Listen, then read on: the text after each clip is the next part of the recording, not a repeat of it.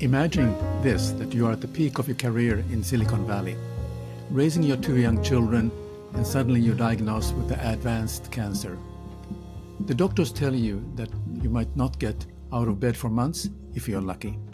There was a reality for my guest today, Barry Shimelfarb, but instead of giving up, he transformed the moment into something extraordinary, creating healing retreats in Carmel by the sea, where guests find connection, resilience, and joy. In this episode, Barry shares how personal crisis became a mission to create unforgettable human experience. So let's dive in. Burnout and illness often feel like the end of the road, but if they could become the beginning of something transformative, not just for yourself, but for everyone you serve. Welcome back to the Social Hotelier Show. I'm your host, Sam-Erik. My guest today is Barry Shimelfarb, founder of the Design Leadership Institute and owner of personal retreats in Carmel by the Sea. With a global career in user experience and product strategy, Barry has now shifted from designing product to designing deeply personal retreats that inspire healing, connection, and joy. Barry, it's a pleasure to have you on the show, so welcome.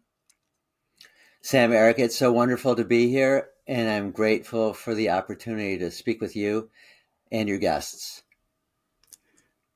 Barry, you've been speaking about burnout and the radical life changes it pushed you toward. How did that breaking point reshape your sense of purpose? Well, so I was working in Silicon Valley. I loved my job. It was a passion for me. I was involved in creating new products for some of the high-tech companies that everybody's heard about. And it was a passion for mine. And it was such a passion for me that I burned out. Now, I have to say at the same time, too, I was raising two twin boys who were born in India on my own, almost since the day that they were born as little babies. And when you have kids, your life shifts. And so they became the center of my focus. And my job became my purpose to support them. And so work became more and more difficult for me to the point where I really did reach a burnout. And ultimately, it wasn't just burnout, it was advanced cancer. And so I had to quickly shift my entire life, leave my job, sit my kids down who are 6 years old at the time, 7 years old by the time I went into multiple surgeries, and give them some really hard news. And when you hear a doctor telling you what my oncologist told me, to put my friends and family network together immediately, that I wouldn't be able to raise my kids and that I'd be on feeding tubes, it catches your attention, right? It changes your mind. But there was something about me, and it predated my cancer diagnosis, which was like, I'm very stubborn, I'm very driven. And when the doctor was telling me this, I was just saying in my mind, no, that's not going to happen. It's not me. I'm kind of one of those people, if they tell you you've got pancreatic cancer and, most people are gone within 95% of people are gone, I'd be like, oh, well, I'm in that 5% then. I'm in the 5% who's going to live a full life. So hearing the words like, you might not get to, watch your little kids grow up. I said, no, I will watch them grow up. I won't be on feeding tubes. I'll be out of my bed every single day. I'll be back to work. I will do this. And so I had that mindset. And then I found that our family vacation home in Carmel became a place of healing for me. I literally, when I wasn't even supposed to get out of bed, I would be going there, taking walks along the ocean, putting my feet in the sand, and planting trees in the gardens. I've planted probably 50 or 60 trees, maybe 100 if you consider all the bushes and the shrubs, Japanese maples and everything. And just having your hands in the soil became healing for me. And it was so profound that I said, I want to share this with other people. And Wonderful. So that was the genesis of the transformation. Yeah. When you faced illness and leaned into healing, both personally and through your Carmel property, what did you discover about resilience that you hadn't known before? Well, one of the things that became very clear to me, there were a couple a couple things actually now that I'm thinking about. One was that we have everything inside of our bodies to heal ourselves. Now, I'm not a person who's going to say to my doctor, nah, I don't need that surgery. I don't need that radiation. I did all of that. But I layered on top of that a new belief system, deeper spirituality. I radically changed my diet. I released emotions. I screamed from hilltops into the air. I, I did a lot of things that changed my life. And since then, I've shared some of those things with other people in similar situations, and they've radically improved their prognosis too. So that was eye opening for me. Yeah. Yeah. Many people struggle with finding meaning in their careers. What guided you to recognize the meaning could be built into placemaking and hospitality rather than just a product or technology? Well, so my background is in product design, product strategy. I've designed cell phones for the leading mobile manufacturers in the world. Uh, I've designed furniture for various stores that have been sold online and through departments. I helped design a pair of jeans for Levi's, a social networking site like LinkedIn for the high tech companies. So I love creating things, and they're all kind of technology based, but my role specifically is to humanize that technology. As a product designer, your role is to not lead with design, but to reveal the soul that is inside our created world in successive layers, and to reveal that meaning. And so I really felt that there was meaning in my work in Silicon Valley, as intense as it became. And so the shift to creating meaning through this place that I was fortunate enough to have in Carmel, in some ways was a natural shift, although radically different than what I was doing prior. It became Yeah, this space that I could share with others so that they could come and heal too. wonderful. If you're enjoying Barry's story so far, give us this video a quick thumbs up. It really helps more people discover conversation like this. And let me know in the comments, have you ever had an experience that completely reshaped your perspective on life? So that your personal journey, now let's shift to the place that became central to it. Your retreat in Carmel isn't just a property, it carries a layered history. Your Carmel property has such a fascinating background, from Native American trails to family legacy. How does that history influence the way you host people today?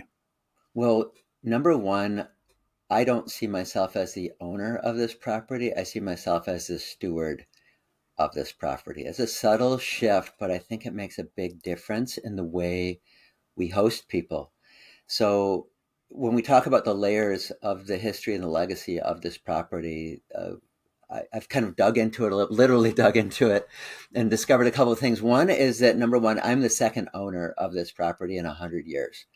The people, I bought it from a couple who were in their mid 90s, and they were the grandchildren of Eliza, who had built this and settled this property in the early days of Carmel as an artist community. So I was the second. I mean, her family owned it. I was the second owner of it. Um, it was in disrepair, to say the least. It was an eyesore. My neighbor said, "Oh my gosh, Barry, I was hoping you were going to tear that down." But instead, I just saw this opportunity to restore it to its authentic and original beauty. I've kept the original pine plank floors and the wavy pane windows and the original thumb latch hardware. So even one more story is that not too long ago, I was under the house in the crawl space. I think I was changing the filter on the furnace or maybe running a cable. And there on the floor joist underneath the floor was Eliza's name branded into the floor joist.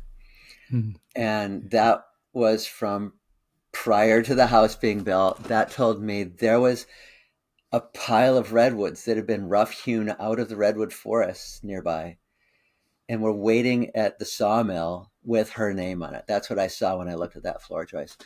So when you step into this home, you feel that. You feel everything that Eliza brought to this place, and all the moments and the weddings that have been spent in this home. through her family history and so forth. And she was a writer and an artist and a poet. And, she fit right in with the early days of the artist community in Carmel. So that was one layer I discovered. And then more recently, I also found an old oceanographic coastal survey map that predates the founding of Carmel by about 10 or 20 years. And there on that map, and it's kind of a topographical survey. There's, of course, no grid or streets there. There was the Carmel mission from nearly 300 years ago is still standing there at the south end of town. And there, running along the ridge that runs right under the street in front of my house, was this dotted trail.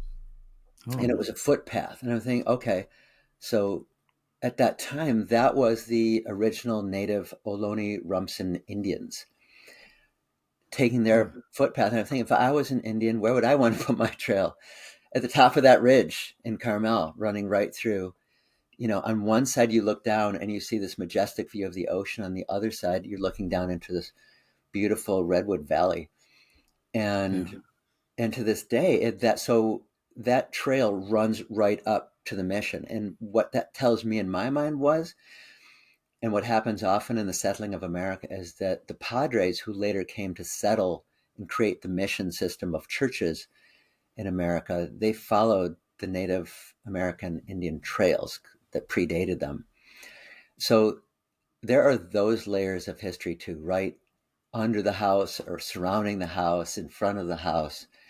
And then just these beautiful, I'll call them ancient oaks, but in California, 100 years old is ancient. So these oaks that are maybe 100 years old and all twisty, and a towering pine that's about 100 feet tall. But when you step onto the property, it's quiet and secluded, and you just hear waterfall and birds chirping and towering oaks and pines. It's just serene. Oh, that's wonderful. You said that not everyone is your guest, that you look for people seeking connection. How do you recognize when someone is truly ready for that kind of transformative experience that you're partly describing now? So, well, first I want to adjust the statement a little bit, because when I hear it, I guess stated back to me, not everybody's my guest. Sam-Erik, everybody is my guest. Yeah, of course. Everybody absolutely is welcome to come and stay and visit and heal and so forth, and just enjoy romance and wellness and love. But if I think about who I'm really seeking, who I want to really be sought by, it's those seeking wellness, healing, joy, and romance. Yes. I want people to come to find wellness, whether they're going through burnout or loss or illness. But I will also want them to thrive. I want them to feel joy and romance in this place. So Yeah. I've hosted people who are getting married. Most recently, there was a young couple who literally eloped and said their vows in this cottage just a few weeks ago. And so I think about that. I'm like, I feel blessed that that that now this cottage is part of their life's history, and that's Yeah. it for me. So it's those people who I want to be sought by. And if I might share one more story, that a few years ago, there was a couple who found me, and they reached out to me, and they said that they'd lost their unborn child. They'd miscarried and they were grieving, and they came here and spent time on a personal retreat. And I set them up with a partner that I work with in town, who took them on a spiritual hike through the redwood forests. And they texted me the next morning after their arrival, and they said, Barry, this is the first time we've slept fully through the night since we lost our child. Yeah. That was profound for me, because it really shows you that, yes, this cottage, just, it does have some wonderful properties to it, but also Carmel and the ocean and the redwoods and the people that I've partnered with can create an experience for people who come and stay. I believe it'll be a one of a kind Yeah. experience that might, in some cases, change their lives in a profound way. That couple emailed me about 9 months later to tell me that they've welcomed their first child. Oh, wonderful. So I think, wow, there's life-giving, there's joy, there's romance, all can be found here. Yeah. So you have explored the history. Now let's move into present guest experience. You talk about creating moments of perfection. So let's unpack what that really means. You describe creating moments of perfection for your guest. How do you define perfection in human experience, and what makes it lasting? You mentioned some anecdotes already. What is this what it's all about, or do you have something else you'd like to share? It's for each person is different Yeah. somehow, but what is it, that moment of perfection? It's I used to have this goal. It's like I wanted people to say that they had a great experience at my place. Um, but then a few started saying that they had the best experience that they've ever had in their lives of any place where they've ever stayed, any hotel, any home. And then I became to thirst for that. I was like, wow, tell me more about this. Why is that? And what they would describe was not just the cottage the space that I'd created for them, but again, the combination of things that you can experience in Carmel by the ocean, or let's say if I set them up with a cacao ceremony, you will have a moment of perfection where you're hearing that person do the ceremony, you're smelling the aroma from the chocolate, the sun might be setting, and it's I call it a moment of perfection. It's where you're sitting there and just saying, oh my gosh, this is what my life is about. You're feeling this inspiration, like I was put on this planet because I want to be X, Y, and Z, and you're going to leave this place in Carmel and you're going to go home and you're going to do something great, or it's not going to leave your mind or your body for months. It's just going to linger inside of you. And so I can't quite put into words what is that moment of perfection, but we've all, I think, had it from time to time. Maybe it's after you've had a few glasses of wine, right? Um, Another example was I was hosting a retreat, and we had a catered meal. I was serving wine and after dinner drinks, and I brought in a local uh, classical guitarist who was playing some acoustic versions of classic rock songs. And we were all sitting around the dinner table talking, and suddenly everything went silent in my head. The the musician was still playing. People were still laughing out loud, but there was silence and some things were moving in slow motion. And that was like a moment of perfection where you're looking around, you're just seeing people are having an incredible time. They're just telling stories, they're laughing. There's this beautiful live music playing. The sun is setting, you're seeing the moon through the mist. It was a moment of perfection. And so each time it's different. For different people, they've described different things. But it's that feeling now that I want to set the stage for my guests for something unexpected like that to happen.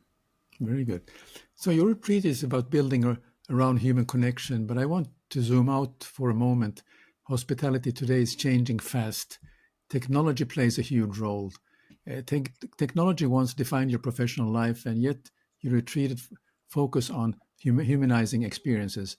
What role, if any, should technology play in creating authentic hospitality today? Sure. Well, I'm living here in Silicon Valley because I'm passionate about technology and I love technology. I love breathing it. I mean, Netflix is down my street. Apple's spaceship headquarters is 5 minutes from my house. I mean, I'm surrounded by high tech, right? But again, my role is about how can we make technology disappear? What we really want is human connection. How do we, like, I'm doing this podcast with you, Sam-Erik, but I feel like I'm talking with you face to face by the virtue of this Google Meet. You're here in my office, right? You're here with me in this room, and I'm connected with you. I feel like I'm talking with you. So we want this technology to disappear. Has it done that? Well, no, I see a whole dashboard around your face of buttons that I can click and so forth. But the ideal, I believe, is to leverage technology in a way so that it disappears, but allows us to have greater impact. So, okay, For me, I don't want to grow. I don't want to scale larger. I want to have small scale, personalized boutique experiences. And I've gotten offers. I say, Barry, what you're doing is really wonderful. Let's grow it with you. And I've always said, no, I want to touch somebody personally, right? And yet I think a large part of your audience wants to scale. So how do they do that and create those authentic experiences, yet still be able to impact the greatest number of people? I'd say somehow leverage the tools like, online booking, online credit cards, the ability to be on podcasts like this to get the word out, but keep the human touch. So, for example, I have postcards that I give each of my guests, a little postcard pack, because who writes postcards anymore? Nobody. So I put together a little pack. I kind of tie it together, and I put a stamped wax seal on it that feels very old charm. I include stamps inside the postcard pack, and the postcards are images that I've shot myself. Well, I couldn't do that without technology. Right.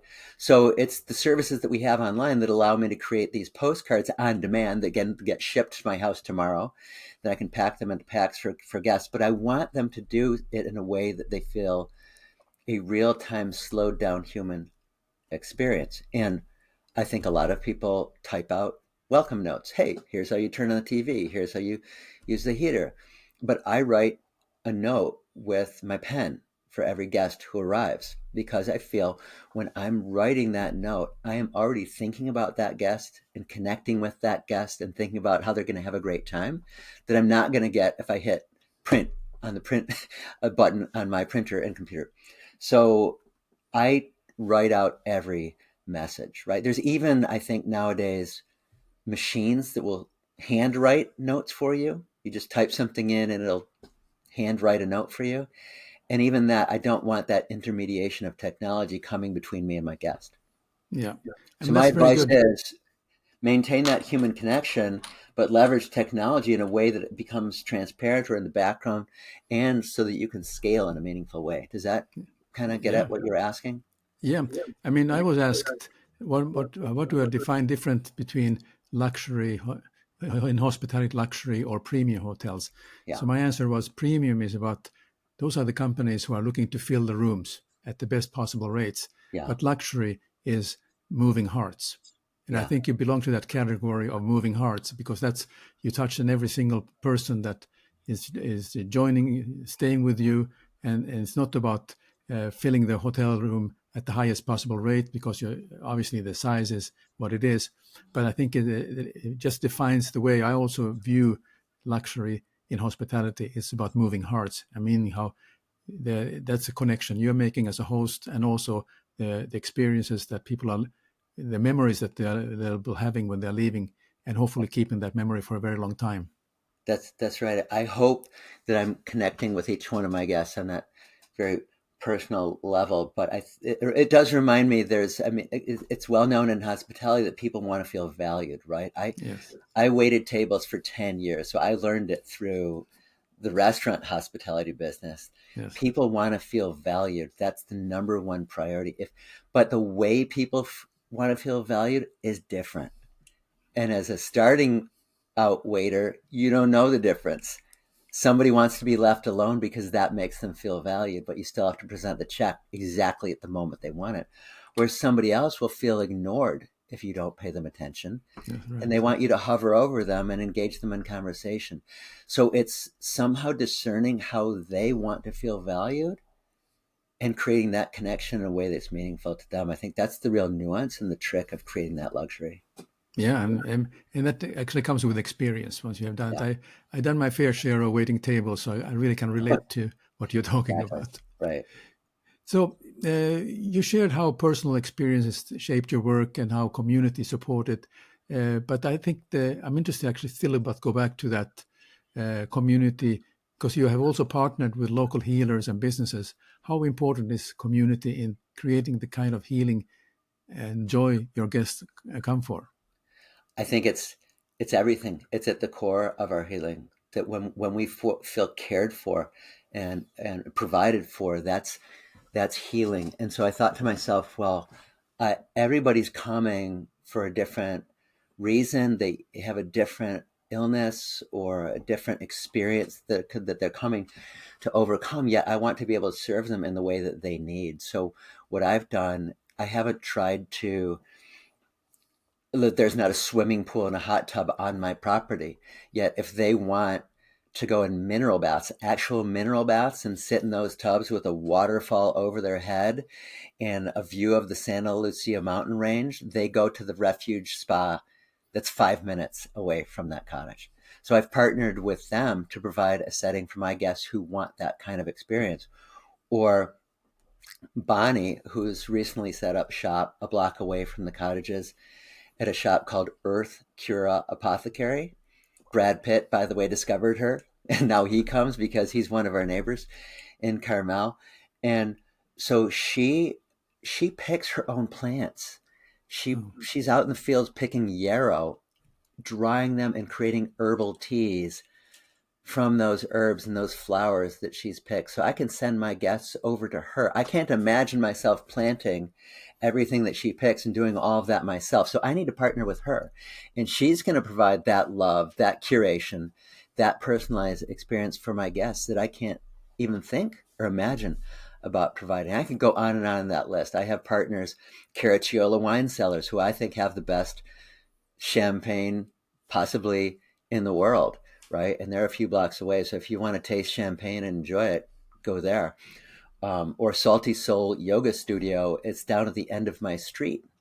And I can't imagine myself leading a meditation or a yoga session the way that Amanda does. So for me, it's about family and community, and surround my guests with these connections that they can then curate their highly, small scale, I'm going to call it super small, micro, small scale, personalized experience in the way that they need it, and come away and be moved by it somehow. Yeah. So looking ahead, what kind of legacy do you want your Carmel property and your work to leave, both for your family and for the people who pass through its doors? So interesting. Sam-Erik, I think my brain just is not working in terms of legacy and kind of what I want to leave. It feels very much like, hey, that feels too, I don't know, centered on me. Whereas I feel like, I said it earlier in the show, I feel like I'm the steward of this property.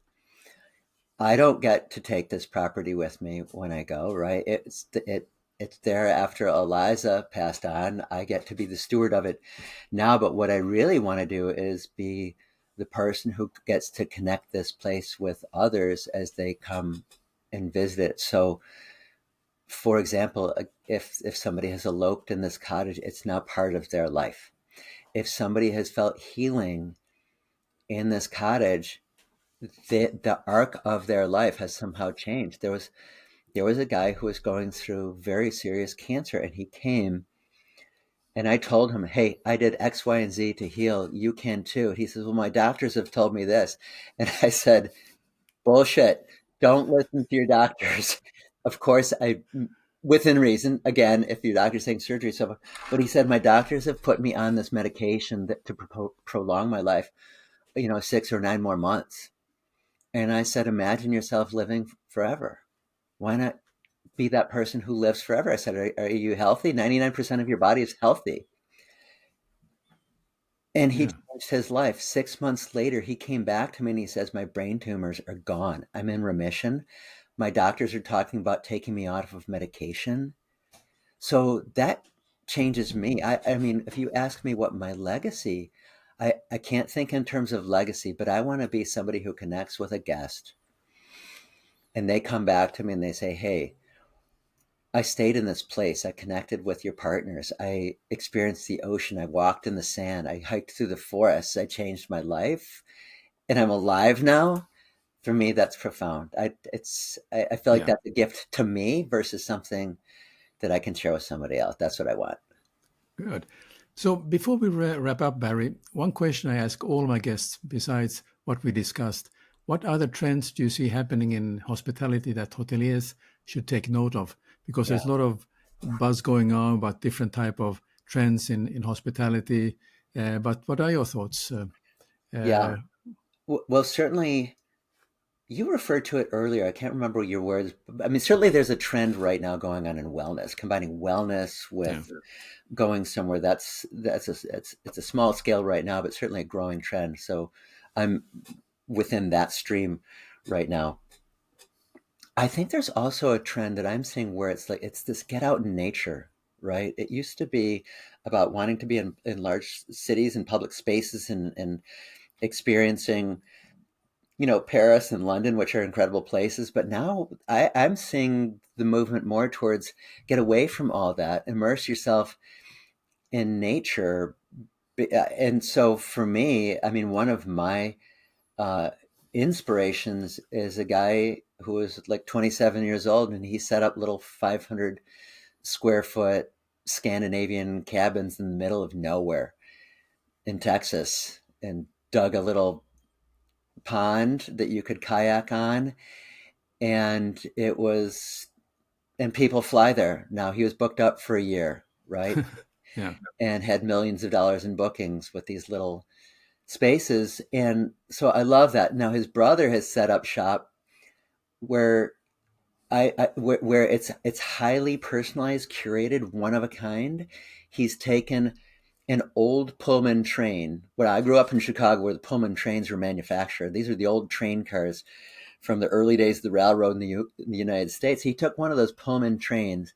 He had it hauled to the middle of Idaho on a 600-acre plot of land that he purchased with his family, fixed it up into a hospitality stay, and you have a view out over a valley and pine trees. And so I saw that, right? That's a one of a kind. You can't scale that. That's a one of a kind experience. He also bought a caboose. He fixed up a train depot. I stayed in that train depot. So I think there's this trend towards one-off unique, not cookie cutter, but one-off unique experiences that you're not going to find anywhere else in the world. And I'm not that right now, but I aspire to be that. I want people to come to my place and have that kind of one of a kind of experience. They say I'm not going to find that anywhere else. Very good. So, Barry, I truly appreciate you had joined today's episode and sharing your inspiring insights. This conversation reminds us that true hospitality isn't just about rooms or revenue, as I mentioned earlier. It's about people, connection, and creating moments that last. Your journey shows how resilience and vision can transform not only a career, but also lives of those we serve. And that's really what you earlier alluded to. That's really what we see the trend also. So, and to our listeners, I'd love to hear from you about what was the most meaningful hospitality or retreat experience you ever had. Share it in the comment, and I'd love to highlight your stories in a future episode. So if you enjoyed this, give it a thumbs up, subscribe, and share it with someone who should be inspired by Barry's journey. And don't forget to check out his work at carmelretreats.com. Finally, if you'd like to go even deeper beyond projects and into personalities, don't miss Off the Mic, our companion show, where guests reveal lighter moments and the person behind the professional. The link is in the description. Join us there. Until next time, I'm Sam-Erik. Take care. Keep exploring the world of meaningful hospitality.